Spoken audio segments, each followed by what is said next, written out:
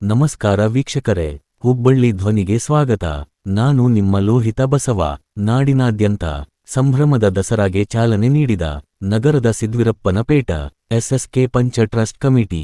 ಹೌದು, ನಗರದ ಸಿದ್ವಿರಪ್ಪನ ಪೇಟ ಪಂಚಾಯತಿ ವತಿಯಿಂದ ಇಂದು ವೈಭವದ ದಸರಾ ಆಚರಣೆಗೆ ಕಹಳೆ ಮೊಳಗಿಸಲಾಯಿತು.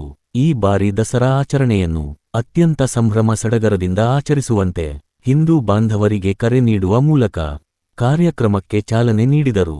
ಇದೇ ಸಂದರ್ಭದಲ್ಲಿ ದಸರಾ ಹಬ್ಬದ ಪ್ರಯುಕ್ತವಾಗಿ ದೇವಿಯ ಪೂಜಾ ಪದ್ಧತಿಯಾಗಿ ಕಟ್ಟುವ 150ಕ್ಕೂ ಹೆಚ್ಚು ಹುಲಾರಗಳನ್ನು ಹಂಚಲಾಯಿತು. ಈ ಸಂದರ್ಭದಲ್ಲಿ ಸಿದ್ವಿರಪ್ಪನ್ ಪೇಟ ಪಂಚಾಯತಿಯ ಪ್ರಮುಖರು ಹಾಗೂ ಸಮಾಜದ ಗಣ್ಯರು ಸೇರಿದಂತೆ ಹಲವರು ಉಪಸ್ಥಿತರಿದ್ದರು.